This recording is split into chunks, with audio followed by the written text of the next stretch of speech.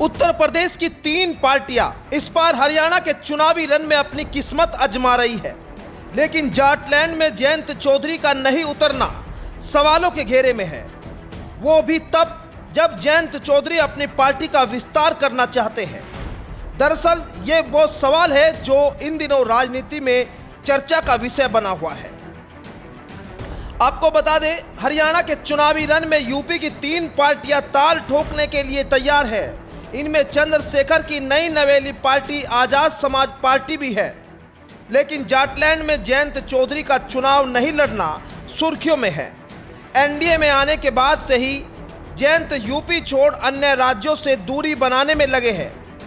बता दें, पहले जयंत की पार्टी ने लोकसभा में राजस्थान से उम्मीदवार नहीं उतारा और अब विधानसभा में हरियाणा से लड़ने को तैयार नहीं है, और वो भी उस वक्त जयंत ने जब आरएलडी को क्षेत्रीय पार्टी बनाने का लक्ष्य रखा है, क्योंकि 2023 में आरएलडी से क्षेत्रीय पार्टी का दर्जा भी छिन गया था। आपको ये भी बता दें कि विपक्ष की इंडिया गठबंधन में रहते हुए जयंत चौधरी ने राजस्थान का चुनाव लड़ा था। उनकी पार्टी को राजस्थान की भरतपुर सीट पर जीत मिली थी, जहां से सुभाष गर्ग को चुनावी मैदान में उतारा था। 2018 में भी आरएलडी को कांग्रेस ने समझौते में यह सीट दी थी। इतना ही नहीं, विधायक चुने जाने के बाद सुभाष गर्ग को अशोक गहलोत कैबिनेट में जगह भी मिली थी। वहीं 2023 तक हरियाणा में राष्ट्रीय लोकदल जमीन पर थोड़ी बहुत एक्टिव थी, लेकिन प्रदेश अध्यक्ष और पूर्व विधायक बलवीर ग्रेवाल के निधन के बाद पार्टी यहां पूरी तरह से निष्क्रिय हो गई।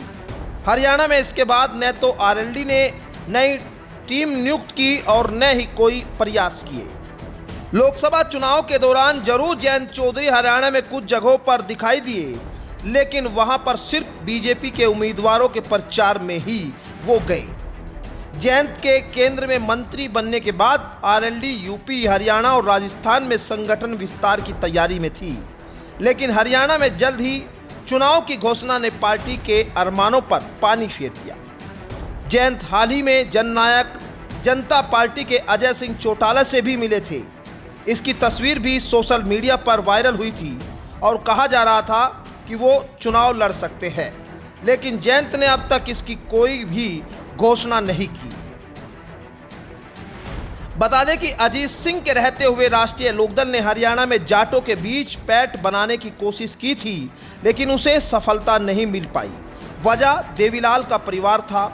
1990 से लेकर 2014 तक हरियाणा में जाटों के बीच देवीलाल परिवार का दबदबा था। इसी तरह देवीलाल के परिवार को पश्चिम यूपी में सफलता नहीं मिल पाई। कहा जाता है कि इसके बाद से ही दोनों अपने अपने क्षेत्र में सिमट कर रह गए।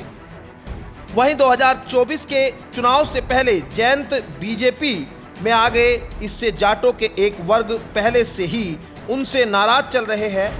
जयंत ने हाल ही में विनेश फोगाट को लेकर भी एक पोस्ट किया था, जिसमें एक यूजर ने लिखा था कि इसकी रीढ़ आपसे मजबूत है।